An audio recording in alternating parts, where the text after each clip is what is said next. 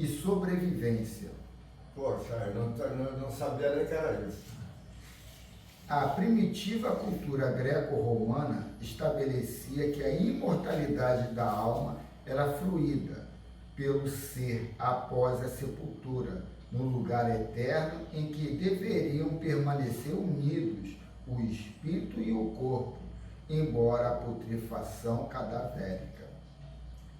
As exéquias eram realizadas dentro de estritos rituais nos quais se confortava a alma do desencarnado, prometendo-se-lhe alimentos, conforto, armaduras e vestuário, culminando-se com os votos de que a terra lhe fosse leve.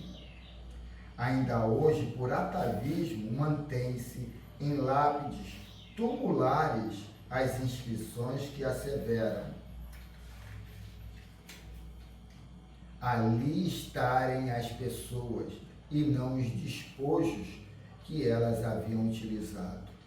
Com os filósofos idealistas, o conceito da imortalidade assumiu o seu verdadeiro sentido e surgiram as primeiras colocações sobre a continuação da vida no campos elíseos ou no Tártaro, conforme a conduta do indivíduo mantida na Terra, credenciando ao merecimento da ventura ou da desgraça pós-morte. Cara, eles cultuavam isso aí direto para todo o povo ou só para os nobres? Para os nobres, só? Não, isso aqui era direto. Isso aqui, segundo os livros míticos aí, era uma coisa... Tinha lá a lenda da caveira que ia levar as moedas pelo rio para depositar lá no campo dos mortos. Tinha uma opção de lendas a respeito à morte que ficava isso aí pré-estabelecido, entendeu? Isso aí já foi a evolução, hein, cara? Antes, quando você vê do animal pro aminal, tu morreu, acabou, já te porcaria pra lá que... Os godos, eles, como é que é, os anglo-saxônicos ali, eles botavam assim numa moita de ferro e tacava fogo, né? E cremava ali de uma forma mais grosseira. Lentamente, os conceitos orientais sobre a vida além da vida e a reencarnação passaram a fazer parte do comportamento ético-filosófico. Só botei no começo. Conceitos. Lentamente, os conceitos orientais sobre a vida além da vida e a reencarnação passaram a fazer parte do comportamento ético e filosófico, tornando-se preciso legado para a posterioridade. Atualmente, graças aos equipamentos da investigação científica, o que permanecia apenas como herança cultural, religiosa e mística, pode ser confirmado, propiciando admirável contributo à psicologia transpessoal para o atendimento do homem e sua promoção espiritual. A sobrevivência da morte parecia um conceito mitológico. A sua crença, que servia de pretexto para fugas emocionais, agora se torna um fundamento poderoso para despertar no homem os valores que lhe dormem latentes e ajudá-lo a encontrar sua identidade de ser eterno, avançando na direção do seu destino feliz. O homem que ampliou os horizontes do conhecimento de maneira fascinante, saindo na direção do mundo exterior, agora se volta para o que antes era insondável de si mesmo. Implode o ego, usando os poderosos meios de autoconhecimento, da meditação, da oração e da ação feliz para descobrir a vida. O que implode o ego? É o autoconhecimento. É aquilo que eu procurei colocar ali ontem. A gente dá muita atenção ao externo e pouca atenção ao interno. O problema do externo é porque a gente fica ali alinhado aos conceitos que nos colocaram. No aqui e agora. No aqui e agora. Homem é isso, mulher é aquilo, a vida é assim, aí você vive naquele frenesi. E quando você procura se identificar mais com o interno, você não olha muito ou não pensa muito com a mente, sim com a consciência. Você vai procurando valores que externamente você não procura. Então, esse incluir do ego é trazer, né, a introspecção. Fazer uma releitura do Evangelho de Jesus e incorporá-lo ao cotidiano. Indicar-se a um reexame de valores sobre os quais edificou suas crenças e remover-se. Aplicar-se a um reestudo da existência e descobrir-lhe a vera finalidade, que é ensejar-lhe crescimento moral e intelectual para a plenitude, optando então pelos recursos eternos. É o que tu vai levar, não adianta, né? Vai ser teu, vai ser isso aí.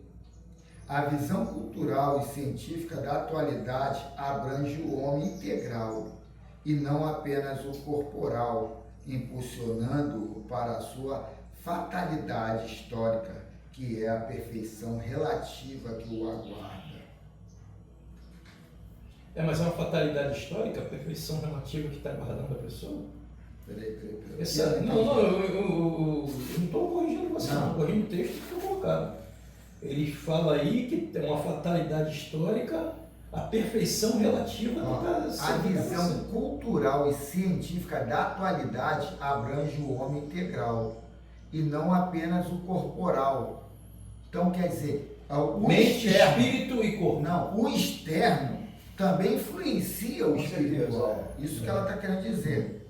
Então, o externo influencia também o espiritual, não apenas impulsionando-o para a sua fatalidade histórica. Sabe qual é a fatalidade histórica? Envelhecimento, chegar ao desencarne antes do prazo máximo que você tem de existência aqui na Terra. E muitos outros. E isso vai acontecer. Vai acontecer, porque a gente está envolvido no externo de uma forma muito acima da média, que é a perfeição relativa que o aguarda. Jesus afirmou: quando eles, os discípulos, se calarem por medo ou conveniência com o erro, as pedras, no caso sepulcro, falarão. Os mortos que permanecem vivos, livres da prisão tumular, convocam os homens à grandeza estelar, para que saiam das sombras onde estertoram e alcançarem as cumeadas de luz onde se glorificarão. Que assim seja. Você me falou, antes de você começar o livro, eu vi uma foto essa noite na internet, aí apareceu Mauro Mendonça, 92 anos, Tony Tornado, 94 anos, Ari Fontoura, 93 anos, e quem era o outro? Foram 4 que apareceram, os 4 assim. Lima Duarte tem 95 anos. Pô, meu irmão, olha os caras. Cara, uma experiência acumulada. E outra coisa, cara, a velhice, ela não é, dependendo da situação, ela não é uma cadeia para o indivíduo, não, cara. Se o cara souber acumular experiência, ele vai se preparar para essa passagem tranquilamente, desse mundo para o outro. Uma prece inicial, depois a gente acrescenta os comentários. Vamos lá, vamos E conseguir. esqueci da prece, desculpa. Vamos conseguir daí, vamos esquecer o material, né? Vamos nos fixar no espiritual e agradecer a Deus por mais uma manhã nós aqui reunidos nessa busca da verdade, né? A busca do conhecimento. Sabemos que é gradual, né? É lento, mas ele está chegando e a gente é muito grato, né? Aos que nos inspiram, aos que nos instruem e também a nós que nos dispomos a estar aqui nas manhãs de domingo, nesse diálogo tão importante. E o que de bom acontecer aqui entre nós que possa se espalhar a humanidade afora, especialmente onde tem a necessidade maior, que nós sabemos dar aos cuidados, né? Ninguém está abandonado, até os nossos irmãos estão chegando informações e auxílio dentro nos seus méritos. E que a paz de Deus ocorra hoje, sempre que a reunião possa ser o melhor possível para todos nós. E vamos em frente, Carlos, que tempo é ouro. E a leitura é um pouquinho extensa. Eu trouxe um livrinho aqui, vamos continuar com a Joana. O livro é Jesus e o Evangelho, à luz da psicologia profunda. Foi alusivo aí a leitura que vai ter ali da 15 e 17, né, no livro dos Espíritos. Valdemir, Oi? e Carlos, o tempo se passou, mas ficou a coisa ainda guardada. O povo Inca, não sei se eles eram tribos indígenas ou se era assim já um povo mais evoluído. Eles já tinham. Mas o indígena não é, desculpa, o indígena não é menos evoluído, não. Não era indígena, não? Não, tudo bem, mas você falou, ou o indígena a gente associa. O indígena a pouca evolução espiritual. Não tem nada a ver, não. Não, mas é pelo método que eles já tinham essa cultuação de vida pós a matéria. Eu não sei como é que é a visão que o Carlos tem, os demais aí, mas a informação que chega é o seguinte, cara. A gente já leu o livro Exilados de Capela, todos nós aqui, a maioria já lemos, e sabemos que são povos que chegaram aqui trazendo uma bagagem cultural muito grande. Eles vieram, vamos dizer assim, para ressarcir lá as dívidas deles, né? De uma forma até muito bonita, né? Dividindo a cultura, o conhecimento deles com os que estavam aqui pela terra, os terráqueos, né? Então essa é a informação que a gente tem.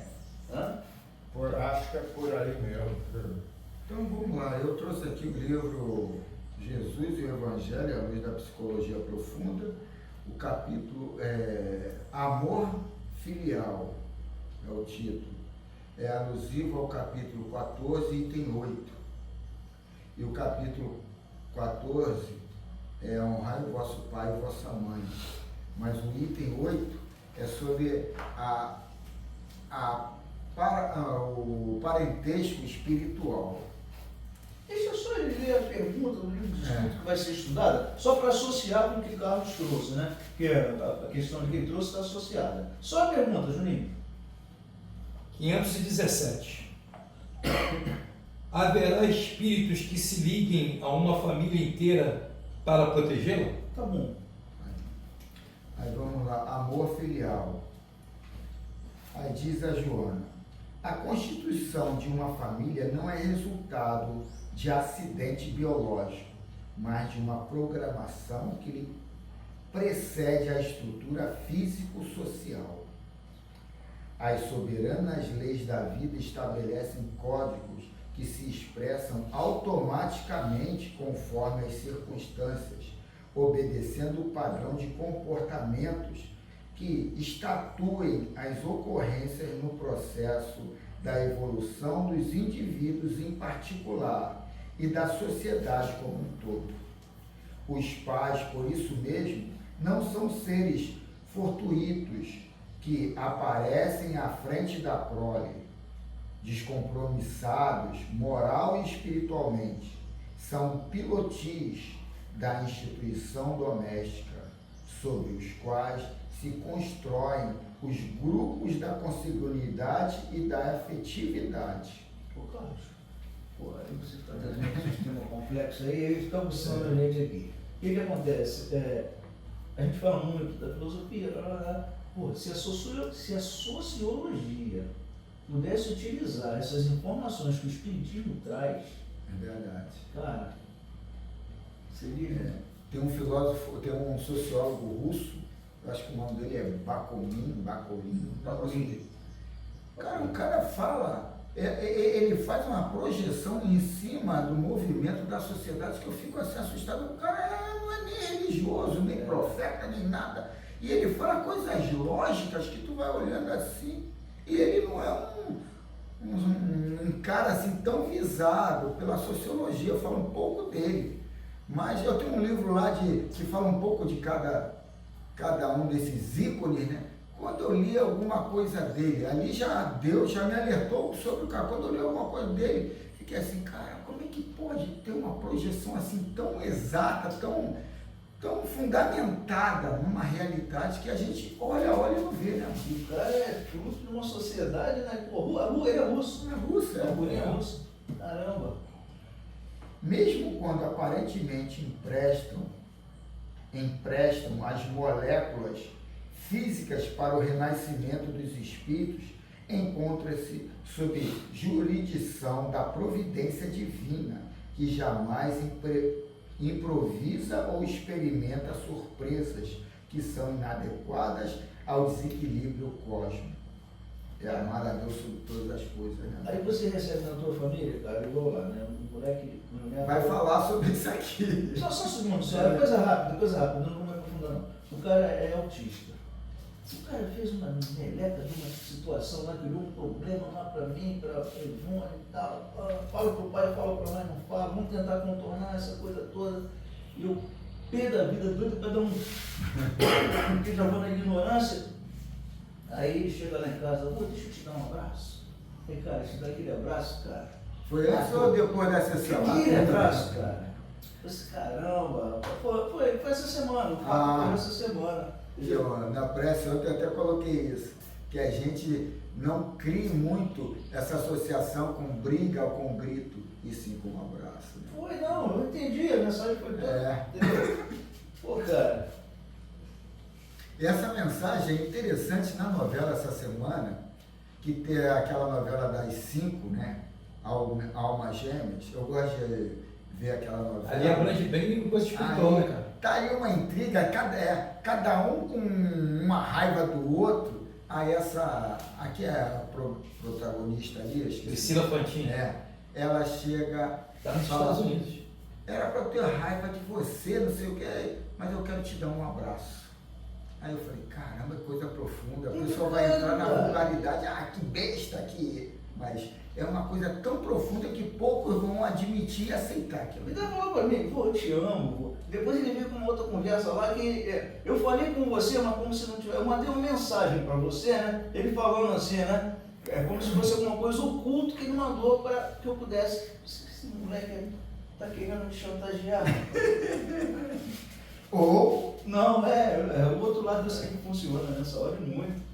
Os filhos, por sua vez, renascem através daqueles com os quais têm compromissos morais de gravidade para o desenvolvimento espiritual de ambos, genitores e descendentes. Desse modo, a vinculação pelos laços de sangue possui um significado expressivo do ponto de vista ético, que não pode ser desconsiderado. À luz do espiritismo, bem como da psicologia profunda, as heranças do código genético impõem condicionamentos positivos ou negativos, a que o ser reencarnante se submete por necessidade de reeducação interior, de reparação de desmandos, de conquistas relevantes sob qualquer aspecto considerado, não sendo o ser real o corpo, mas o espírito pelo qual se expressa e que o comanda. Todos os processos pertinentes à sua existência devem transcorrer dentro dos sentimentos de afeição e de respeito pelos quais, mesmo quando esses não correspondem à elevação do ministério de que se faz instrumento. Nesse sentido, a piedade filial é de mais significativa manifestação de amor que o espírito se deve impor, ampliando a área dos sentimentos e acrescentando outros deveres, quais os de gratidão, respeito e ternura impostergáveis. Quando se trata de pessoas não vinculadas através do sangue, mas que se tornaram pais adotivos ou os representam, esse dever é ainda muito maior, considerando-se que o afeto de que se fazem objeto possui um caráter mais grandioso, porque destituído da obrigatoriedade que a injunção carnal impõe quando ocorre a edificação da família. esse esforço, esse formoso conceito expresso no amor pai e mãe não se restringe somente ao afeto, à consideração enquanto se encontrem sob sua dependência econômica e civil, mas sobretudo quando lhe advém a velhice, o cansaço, a enfermidade e as necessidades que devem ser cumpridas mediante carinho e devotamento. O declínio das forças físicas e mentais através das enfermidades e do envelhecimento que atingem todos quanto à existência prolongada. É a fase mais significativa para os filhos demonstrarem o seu reconhecimento e amor pelos pais, porquanto, no quebrantar das energias, a amargura, a insegurança e a insatisfação transformam-se em verdadeiros calvários para as criaturas humanas.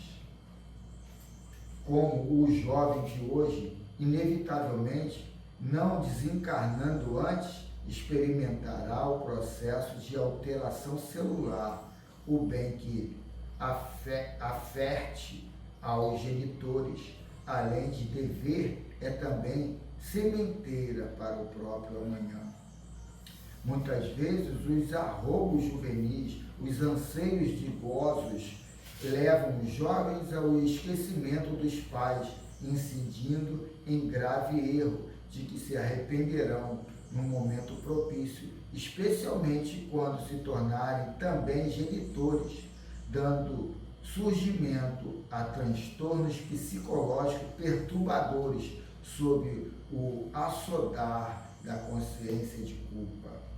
Anuímos com o afeto de que muitos pais não concordem ao dever que lhe diz respeito, atirando os filhos ao abandono, esquivando-se de atendê-los nas suas urgentes necessidades e sofrimentos, conduzindo-se levianamente e sem qualquer escrúpulo.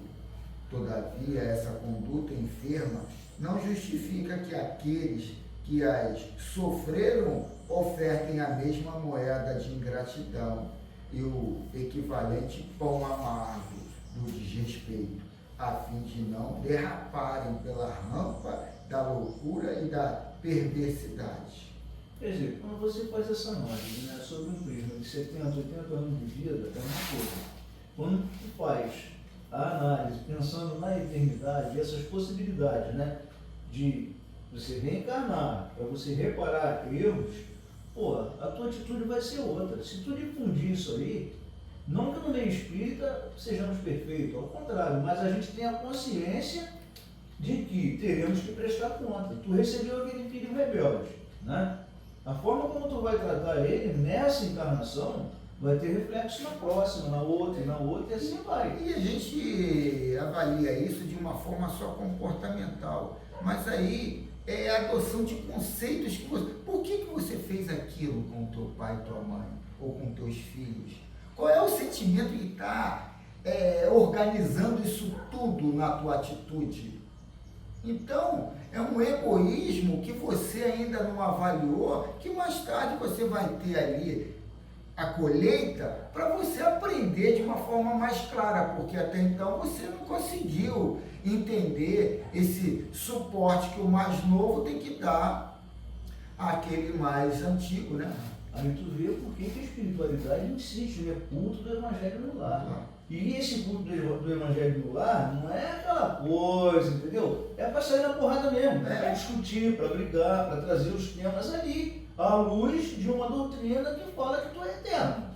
Entendeu? A minha filha essa semana ou semana passada, sei lá, criticou a minha forma de impor lá, até o Evangelho no lar, tudo lá, e fala que eu sou muito materialista, que eu procuro uma religiosidade, mas que eu sou muito materialista, que eu viso muito dinheiro e tal. Eu falei, não, sabe qual foi o problema? É que a minha infância eu estava muito no meio do caminho entre, sabe, uma situação social razoável e a mendicância, a falência financeira extrema. Eu não tive pai, Minha mãe teve que ser a mãe de outros, tomando conta da minha filha, da minha prima, da casa, e teve que deixar os filhos de lado um pouco. E a gente viveu na rua. Mas vê só, Carlos, essa filha que falou isso para você, entre tantas, foi qual? Não, a mais nova. É a que é empreendedora. Aí eu falei... E ela está indo por que caminho? Não, aí eu falei exatamente caminho. isso. Eu coloquei isso tudo, Larissa, sabe por quê? Eu não tenho tempo de cuidar de vocês. Ela está indo por que caminho? Eu não tenho tempo. Eu quis colocar para vocês, não fica se segurando muito no pai não, hein? Não fica aqui querendo ser sustentado a vida toda no pai, que amanhã eu posso passar mal, posso ter um problema aí qualquer de saúde e precisar de vocês, e vocês estão mal acostumados. Carlos, também se você questionar ser materialista, cara, a gente vai ficar um pouquinho lá em cima e vai voltar, porque a gente sabe que nessa roda de reencarnações a gente vai levar muito tempo necessitando desse ambiente físico, Lógico. entendeu? Então a gente tem que ter essa visão. Eu já fui muito matéria, mas hoje o que acontece? A matéria é da necessidade tua que você tem para a tua existência. Tá entendendo? A necessidade da tua existência. Não ser acumulativo. Por exemplo, a minha filha mais nova, a Laura, ela tem um problema seríssimo, que ela herdou todo esse DNA de lá, do juntar. Juntar, acumular. Seja menos assim. Ela é acumuladora pra caramba, de dinheiro, de tudo, de coisa, acumuladora pra caramba. Isso aí, cara, não é um mal, de repente, da sua filha, da minha filha. É uma geração que é toda assim. É uma geração que toda... Sabe onde que está esse problema? O cara estava me falando do Eric. Eric com 22 anos, o filho dele. Chega lá na casa do Ciro, a mulher do cara fala assim: meu irmão, pessoal, tu não compra um refrigerante não? Você já impondo isso, porque eu me lembro quando eu era mais novo, vinha para cá, para Nilda, quando depois que o vovô morreu, eu comprava umas coisinhas, trazia, para colaborar. E você vê que essa galera agora, eles não têm esse impasse colaborativo, eles circulam em torno deles. Então, o mundo, cara, desses caras, tua filha, minha filha, ele, é um mundinho pequenininho que é em torno daquilo ali.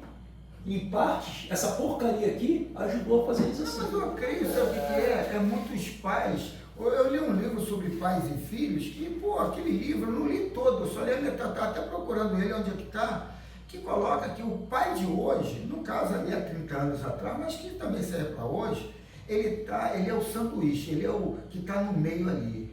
Ele está entre a opressão que ele foi criado, a violência que ele foi criado, e ele está, e do outro lado, a vida que ele queria ter e que ele faz o maior esforço para dar para os filhos, isso aí. Que aí deixa ele viciado numa... Só tem um problema, tem uma coisa que eu falo com você, ditador, que eu admiro, você não tem medo de falar, tu chega e fala. Hoje, muitos pais têm medo de chegar e falar. Para não ter atrito. Não ter atrito, prefere não ter confronto, não ter confrontação. E eu acho até positivo na minha esposa, que eu fico, como é que ela consegue segurar isso tudo sem jogar para fora? Porque de repente também ela, por ser a mulher, não ser a provedora, e sim a provedora da educação dentro de casa, de repente ela está numa situação mais confortável. Não, e outra coisa, você tem uma desvantagem que eu vejo lá também, mulher. A mãe acha que tem que ser amiga da filha. Aí pega os esporro. Porra, tem que dar esporro quando a gente vai te dar. Tem que dar esporro quando a gente vai te dar, cara. Aí não, eu não vou dar esporro porque eu tenho segredo com minha filha. Tu guarda como... E uma coisa que eu falei para minha filha, essa que estava me questionando, eu falei, sabe o que mais me deixa assim à vontade? É a situação que você se encontra hoje. Você está empreendedora, tem o teu negócio e começou com 18 anos. Você passou todas as outras irmãs, e é a mais nova, nessa visão empreendedora. Mas ela já é independente? Não sei. Independente como? Eu não sei. Papai, toma aqui, ó. Trouxe um negócio aqui pra você. Independente pra mim é isso. A partir do momento que você pega, começa a coçar o teu bolso. Em cima de uma ação coercitiva. Na porrada, na pressão. Então não é independente, só na coisa. O problema é esse. O problema é só esse. Sabe, não vem de coração, vem na imposição. Mas aí é o que eu falo para minha esposa. Se eu não falar, eu vou ter que prover isso tudo e ficar calado, eu vou morrer do coração. Não, que legal que ela questiona, ela dá a chance de dar uma resposta. Dá uma resposta. Mas ela não tem nem esse diálogo, aí que é complicado. O mandamento maior preconizado por Jesus recomenda que o amor deve ser incessante e inevitável, coroando-se de perdão pelas ofensas recebidas no grupo familiar. Esse amor deve ser mais expressivo, conduzindo o perdão a um tão elevado grau que qualquer ressentimento de ocorrências infelizes se façam ultrapassados pela compreensão das dificuldades emocionais em que os genitores viviam, em razão de sua imaturidade moral e mesmo de sutis causas que renasciam de existências anteriores, gerando antipatia e mal-estar que não raro se fazem recíprocos. Na exteriorização desse sentimento de amor, a caridade é chamada a contribuir por superar os impositivos afligentes, sustentando o ser moral e amparando-lhe as aspirações do bem, da beleza e da solidariedade, no sadio desejo de contribuir em favor da felicidade geral. Há famílias desagregadas em clima de permanente perturbação, nas quais as lutas encarnecidas se fazem entre os seus membros, não poupando a ninguém.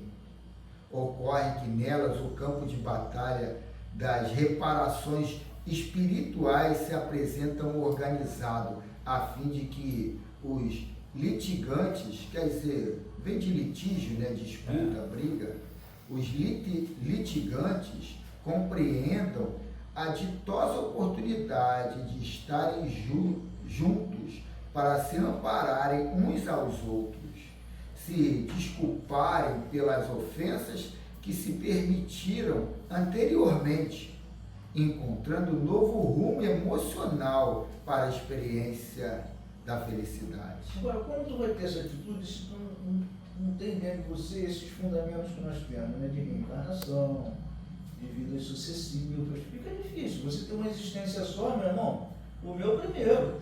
A parapsicologia, ela vem concomitante com o tempo da evolução moral, espiritual, consciencial da humanidade. Porque se fosse isso em tempo atrás, não ia dar certo.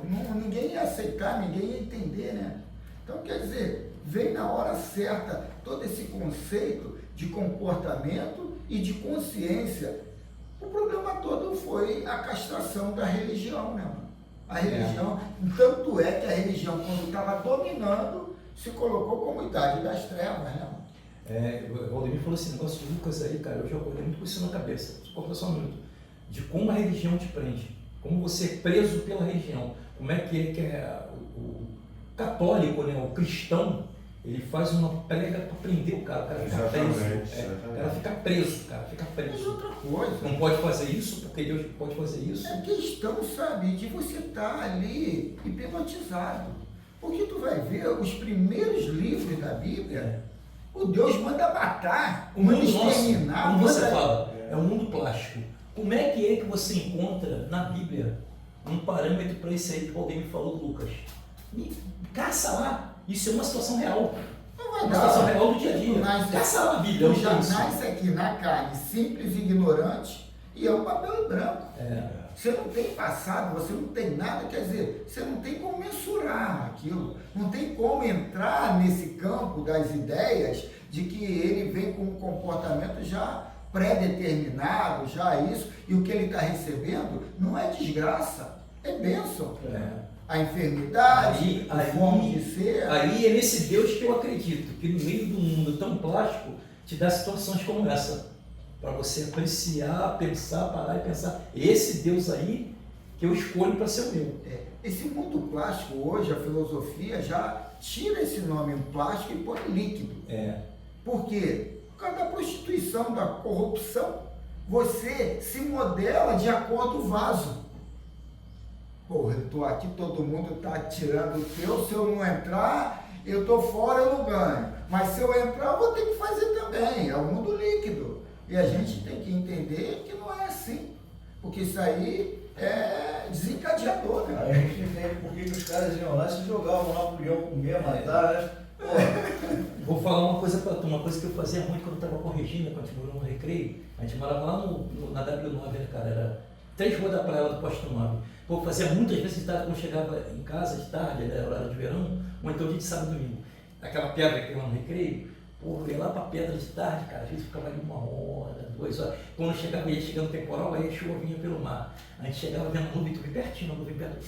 Pô, cara, que coisa gostosa que eu sinto falta disso, cara, que coisa boa você parar ali e pensar na vida. E pensar na vida com aquele barulho do mar, né? Já, cara, é muito gostoso, cara. Antes de morrer, ainda vou ter essa porcaria de novo. Mas por que você não pode só pegar um ônibus aqui, cara? Mas aí fica mais difícil com uma opção de coisa, né? Você não tem você também, né? eu crio outras prioridades. Não, porque aí fica muito mais difícil. Então vamos continuar, senão a gente termina hoje não, hein? É grande. Vai. Não tem tanto assim também. As famílias desagregadas em clima de permanente perturbação. Não, isso aqui eu já li, estou do outro lado. E agora eu tirei a mão do lugar. As famílias. Assim sendo, cada espírito renasce não no grupo da própria afetividade entre corações generosos e dignos, mas no clã onde tem necessidade, foi por aqui mesmo, necessidade de aprimorar-se pela paciência, pela resignação, pelo silêncio, pela bondade, preparando-se para o enfrentamento com os demais grupos sociais, onde devem desenvolver os objetivos superiores da existência.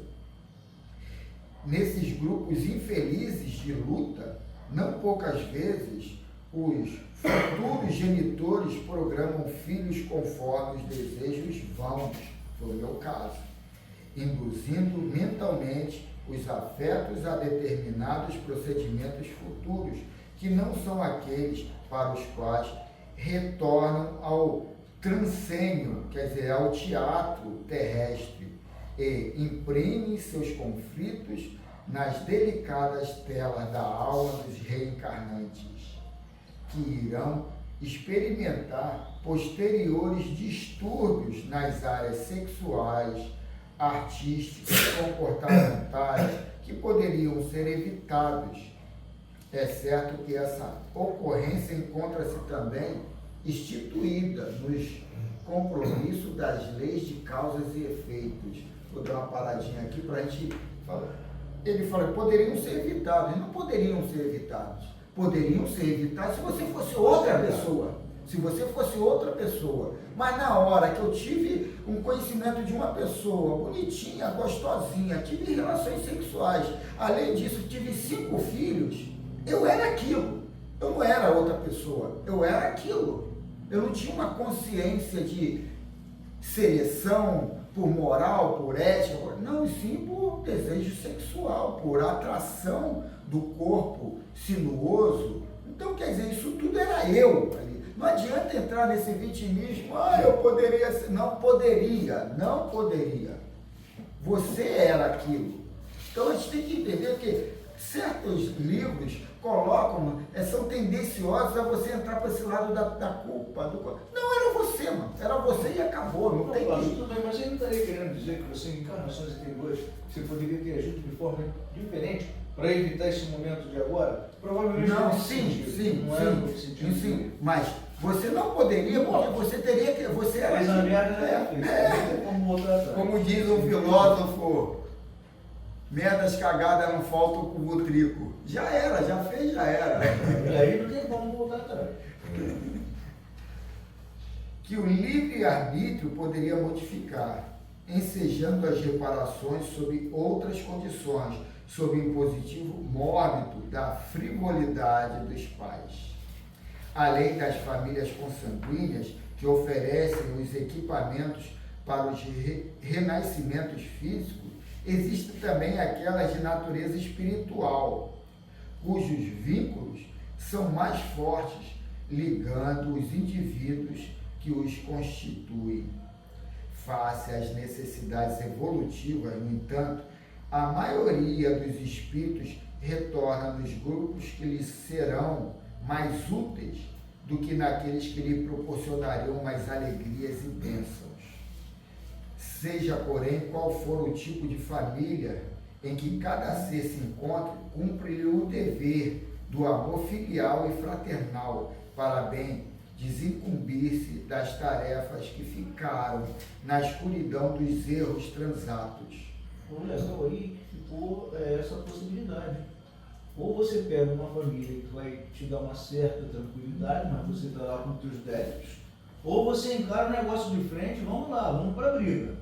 Então você tem essa possibilidade, segundo o que ele coloca aí. E outra coisa, é legal essa noção do aqui e agora, que é a única realidade que existe. É o aqui e agora. É entender que aqui e agora eu posso mudar tudo. Só que a minha vaidade não faz eu mudar de uma forma. Perdão, desculpa, abraçar isso tudo. Isso cria, sabe, uma repulsa nossa. De compreendermos que aquela é atitude, mas a gente não executa porque cria essa repulsa. O ego está ainda dominando dentro da gente, né? Escuta só, eu vejo determinadas coisas que às vezes não coincidem com a prática dessa nossa existência. Por exemplo, a família, segundo o que eu pude apreciar ali, é decorrente de uma escalada vamos dizer assim, de um movimento antes de encarnar. Então, quer dizer, aquele espírito, né, aquela pessoa casou, arrumou filho, coisa e tal, mas olha, tem detalhes. Já vou contar com a minha sogra, por exemplo. Que vida que essa mulher tinha? Ela tinha um filho de cada pai. Desses todos, só vingaram 2, só 2 que estão vivos até hoje. O resto todo morreu. E ela, na realidade, ela não conseguiu ser aquela mãe. A minha falecida mulher é que era a tutela de todos eles. Aí eu ainda falei, assim não dá para nós vivermos. Então, quer dizer, isso, ou então eu estava em débito muito grande, como a minha falecida mulher, porque eu não vejo assim um motivo, porque a mãe dela tinha saúde, tinha tudo para trabalhar, mas só arrumava filho, e só arrumava homem que não tinha compromisso com a casa. Então aquilo ali é vamos dizer assim, um cabresto, aquilo ali é uma imposição da espiritualidade, ou é a rebeldia da situação de vida que a pessoa leva e não dá importância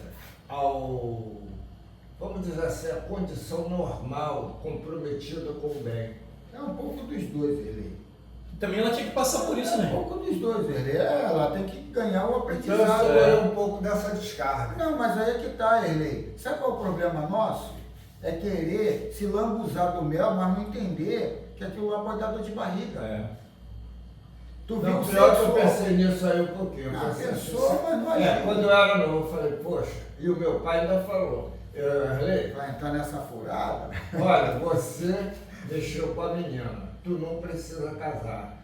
Quando vem a neném, nós damos todos apoio ao neném que vier, mas deixa a menina. Aquela bronca de hoje não foi só pra mim não, hein, ó. Aí é o que eu disse, eu nasci pra ela nasceu pra mim, olha só. E você dizer que a espiritualidade impõe? Vamos lá. Não, é que eu quero dizer que a maneira de viver não está enquadrada no que está dizendo na lição. Não está enquadrada não. Você tem. É o ponto de vista que você vê, né? É a forma de ver, cara. Jesus aqui vai falar agora sobre isso, o ponto de vista de cada um. Quando Jesus, em pleno ministério, sabendo de sua mãe e seus irmãos, o procuravam com ansiedade, de forma surpreendente, interrogou ao grupo aturdido que o queria submeter à sua sombra coletiva. Quem é minha mãe? Quem são meus irmãos? E após olhar em derredor, a todos elegeu como sendo a sua família, pois que completou que todo aquele que faz a vontade de Deus, esse é meu irmão, minha irmã e minha mãe. O seu amor familiar ampliava-se a toda a humanidade para a qual viera, rompendo os grilhões do grupo restrito para ensinar que na condição de serem Todos os indivíduos filhos de Deus são uma só e única família. Aí é por isso que Jesus não pegou um filezinho ali, cheio de irmão, uma mãe preguiçosa, isso e aquilo. Por quê? Ia ter que largar ali em cima do jugo do social, da lei social. Ele não ia poder mais fazer a vontade de Deus porque ele entrou para outro caminho. Olha, parabéns, você sabe de uma coisa? Vamos dizer com carinho. Eu que escolhi aquilo. Com certeza. Tu sabe? É verdade. Ele sabe Até se viu. Ele já se houvera de se incumbido de deveres no lar. Encontrava-se na idade adulta. Direcionava os passos para o objetivo essencial para o que viera. Não seria, portanto, lícito que se detivesse para atender às paixões e controles de qualquer natureza, em detrimento das determinações de Deus. Tem controvérsia, né? Ele dava um depósitozinho para a família todo mês. Mãe, eu tô te mandando um dinheiro aí para ajudar aí no coletivo, aí no grupo aí. Quer dizer, são pontos de vista, né? Absolutamente lúcido, dispondo de sua faculdade de espírito superior, reconhecedor do passado das criaturas e das injunções reencarnacionistas em que se encontravam, sem abandonar os compromissos morais da afetividade humana, preferindo não se afastar por um momento sequer da determinação de realizar a tarefa encetada. Amar sempre é o impositivo existencial, nele incluindo todo o clã e particularmente pai e mãe, a fim de viver longo tempo na terra, que o Senhor Deus dará conforme preconiza o Decálogo. Êxodo capítulo 10, versículo 12. Então, terminamos a leitura.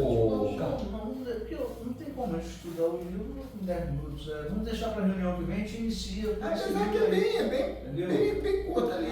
É curtinho, apesar não. Eu não sei se a zona dinâmica vai. Na reunião que vem a gente inicia a reunião estudando esse livro aí. Entendeu? Aí é melhor ir Carlos escolher uma lição menor. Porque senão Tá difícil. Mas tem. Mas agora eu não preciso ser exatamente do livro. Essa leitura aí foi muito boa essa leitura. A de ontem também. Ele faz uma comparação. Todos os livros citam Jesus como um modelo, e é o nosso modelo e guia e tal. Mas ninguém fala da evolução do Cristo. O Espírito criado a princípio, como é que foi essa evolução dele? Ele sempre foi dessa forma. Por isso que eu acredito que Jesus era um médium. E Cristo era algo muito à frente. Porque ele espraguejou uma figueira e no dia seguinte ela estava morta. Ele, segundo os relatos, ele chegou no templo e saiu quebrando tudo. Ali era o comércio de alguns. O templo se promovia isso. Então, quer dizer, estava em contramão do que era um templo de Deus, mas era a consciência do coletivo ali, pô. Claro, e assim, o que a gente questiona aqui é o seguinte: você fazer o comparativo de nós, né, com Cristo é uma covardia. Ele está num patamar muito superior. Nós estamos aqui numa caminhada que provavelmente ele já fez em outras situações. Então, já deu uma obra sobre isso aí, que é a força da vibração de Jesus. Hoje, no momento, foi que orientou ele falar algumas coisas, mas que não houve nada de chibatada, de violência nenhuma. Mas isso aí poderia ter a ver. Isso aí é mais uma fantasia em cima da realidade. O conhecimento que ele adquiriu ao longo das encarnações dele e tal, ele é realmente os conceitos que estão aí no Evangelho, a gente não questiona nenhum deles. Mas essa coisa de você botar que nós temos que ser o Cristo, isso não existe. É isso que ele está falando, né? A gente está reencarnando aqui, com essas possibilidades que foram trazidas hoje aí. Né? Aí o que eu disse, né? Se a gente olhasse, se a sociologia fosse não precisa nem trazer a doutrina espírita para o meio, né? Se o conhecimento que a sociologia tem, a possibilidade que ele tem de influenciar nas famílias, for de fato, né, tomado como regra, a sociedade muda. A gente vive numa sociedade que fica difícil. Esse diálogo do Carlos com a filha, o meu lá com o Luquinha, esse entendimento, né? Pô, eu fiquei chateado, porque o que ele fez foi uma coisa chata, entendeu? Mas ao longo do tempo ele vem tendo essa atitude comigo. Ontem o Carlos aí, ele disse que não é médico, né? Mas alguém tocou lá na mente dele lá, ele trouxe lá uma lição, deu uma lambada lá que serviu para ele também. E assim a gente vai despertando, ajuda, né? Com certeza o meu relacionamento com ele passa a ser um pouco mais de carinho, né? De entendimento pelas atitudes dele, né? Porque ele é um moleque bom, mas pô, tem hora que dá vontade de dar uma lambada, tá? Isso aí faz. Aí é aquilo, se dentro de você tem a vontade de gritar, de brigar, é porque há violência dentro de você, a ser trabalhada. Foi isso que percebeu ontem que passou, né? Ontem ficou bem aceito. Pô, foi igual ao enteado do meu irmão, o Caio. Pô, o Caio fez uma besteira semana retrasada que ele falou. O que acontece? Lá no condomínio que eles moram tem um bar. O bar é do cara, o cara escola o bar. Mas fica aberto. Fica aberto o bar. Ou eles foram lá nas tomadas do freezer, tirou a tomada e botou para carregar 2 tomadas de freezer e botou para carregar o telefone dele do colega. E foram brincar. Saiu. Isso no dia de semana. Colega que ele trouxe de fora do condomínio para lá. Trouxe de fora do condomínio para lá. Conclusão, foram lá, tiraram o telefone e não botaram a tomada do cara no lugar do freezer. Caraca, maluco. Aí o cara ligou para a Liliane, dono do barco, ligou para o telefone de todos os moradores, ligou para ele, só, dona Liliane, temos um problema aqui, tá? Estou com a filmagem e tudo aqui, mandou pelo zap para a Liliane. Seu filho esteve aqui, desligou o freezer, me deu um prejuízo de R$4.200. Porra, ela falou que ele começou a passar mal, cara. Começou a passar mal o coração, mas eu perdeu até a voz, cara, o cara falou para ela, porque o cara tá certo. O cara está totalmente certo. Eu não sei nem como é que ficou a solução do problema, acho que eles pagaram, mas eu não sei como é que foi, porque o prejuízo do cara foi 4.000, tem a filmagem, tem tudo dele lá mexendo no freezer e colega, tá vendo? Aí, solução que eles encontraram imediata, tiraram o telefone celular do garoto.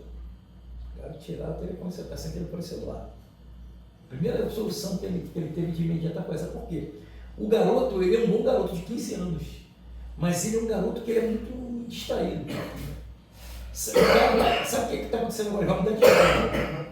A escola que ele vai lá em Campo Grande, meu irmão estava verificando, meu irmão gosta muito de entrar nesse negócio, a escola é fraca. O cara não escreve mais nada, ele só tira 10 na prova. Ele revisa a matéria. Aí eles agora procuraram esse ano, eu até vi quando a gente foi almoçar semana passada, meu irmão falou assim, pessoal, mas você pega a declaração da escola, vamos mudar de escola para uma escola pior. Porque o cara não estuda. O cara tem uma facilidade de assimilação. Aí Cláudio falou assim, ele assimila, castigo. Cláudio está comprando um monte de livro para ele, vai lá no Parque Shopping, lê esse livro. Aí Cláudio, na hora vaga, lê e começa a fazer pergunta para ele do livro. Eu fazia isso com meus Ele filhos. tem memória, a memória do moleque é fotográfica. A história que ele lê rápido. Ele estava no carro, não, Considera aí que eles têm carro. ele tá acabando. Ele lê rápido a história, lê o livro. Eu vi no carro, acabei com esse. Rapidinho o cara lê e entende. Rapidinho, o cara porra inteligente pra caramba, cara. Aí Cláudio tá trabalhando ali, que Cláudio tá querendo botar o sonho dele, né? O que tu vai querer? Eu falei, cara, o que tu vai querer fazer? Quero ir pescar. Quero ser vereador. Pronto, tô vendendo essa ideia pra ele. Não, mas você sabe que você pode não gostar e pode... Olá pessoal, estamos aqui em Mas mais eu um vou muito escutar não. canal, dessa vez. Você pode sair pra vida civil.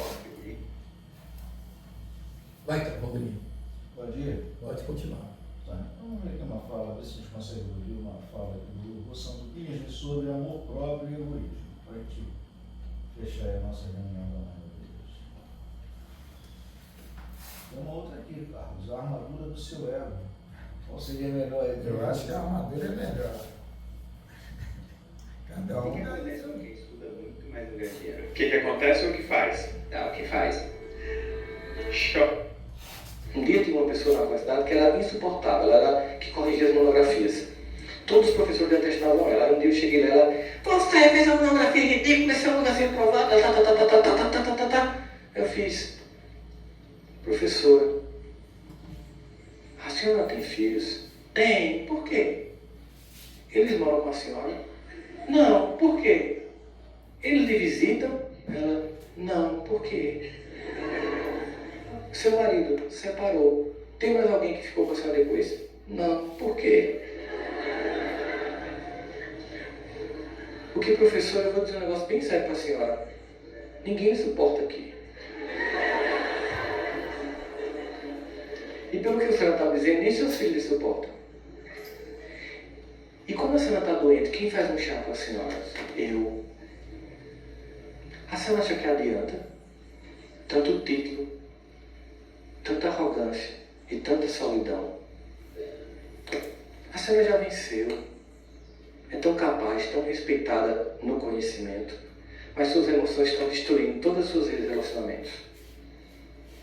A senhora sente que quando a senhora vai passar as pessoas vão levitando? Sim. Já pensou em mudar? Acho tão difícil nessa idade. Não. A qualquer momento você pode renascer.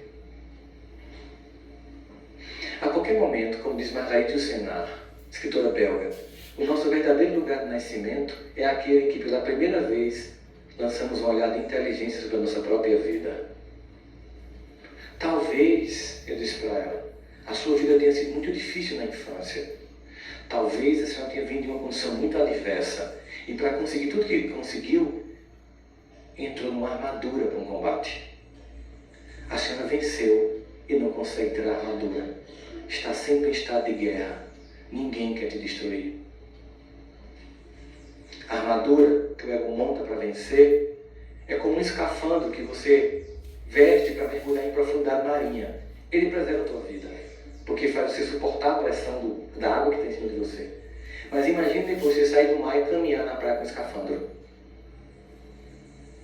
Aquela armadura tem que ser desmontada. Aquele seu jeito de combater para ocupar o seu lugar funcionou. Dê parabéns a você. Mas desarma. Desarma para ser mais leve. Porque isso vai dar para você o sentimento de que eu tenho um compromisso com demais. Eu tenho que construir um novo país. Eu tenho que ter mais leveza comigo. Eu tenho que ter mais compromisso comigo. Eu tenho um projeto de cidadania que me torna uma pessoa que tem que fazer a vida dos outros valer a pena. Eu quero ser uma pessoa que quando chega as pessoas buscam e não se afastam. Eu não faço isso de forma gratuita para bajular e ser o engraçadinho do lugar. Eu faço isso porque eu tenho um compromisso com o outro. Eu faço isso porque eu sou capaz de olhar até uma pessoa difícil e ver nela a dignidade do que ela faz de bom. Porque até aquela pessoa chata no ambiente de trabalho é que você faz você desconfiar da possibilidade que também pode dar errado. É preciso a dimensão de todas as pessoas que participam do ambiente familiar.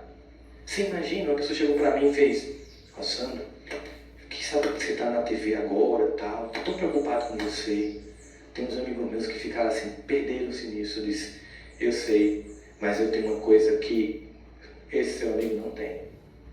Ele disse: o que é? E isso bota você no seu lugar num minuto. Eu disse: o que é? Esposa.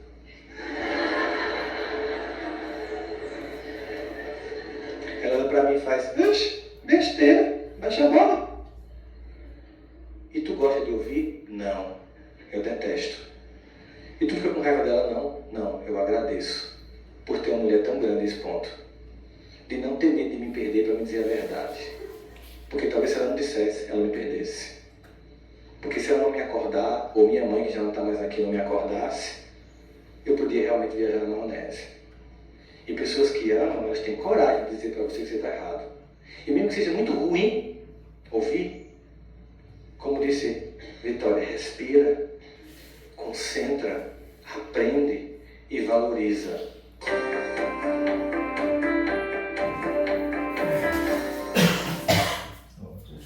Nesse momento da reunião, agradecendo a Deus, né, por mais um encontro, pelos temas que foram discutidos, pelo assunto que foi discutido, né, e que a gente consiga transformar em realidade em nossas vidas, para o nosso crescimento. Nossa gratidão a Jesus, né? A gente faz uma colocação que pode dar uma interpretação errônea, né? Mas a gente sabe, afirma e confia que Jesus é o nosso modelo e guia. E a Ele devemos toda a nossa gratidão. Então, encerramos esse momento da reunião desejando paz para toda a humanidade e vamos para o nosso cafezinho da manhã, que é fundamental e importante também, né? Tua mensagem, Divino Mestre, é a mensagem de paz e amor. levanta o fraco, anima o forte, traz sempre alívio ao sofredor. Na tua senda, o caminheiro não sente o peso da sua cruz, porque caminha fitando o céu e te sentindo, Mestre Jesus.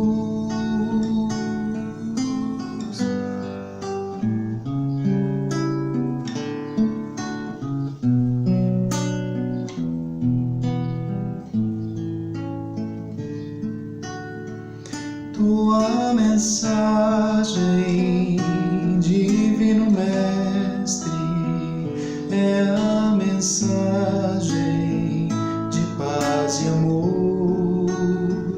Levanta o fraco, anima o forte, traz sempre alívio ao sofredor. Na tua senda, o caminheiro não sente o peso da sua cruz, porque caminha fitando o céu e te sentindo, Mestre Jesus, porque caminha fitando o céu e te sentindo, Mestre Jesus.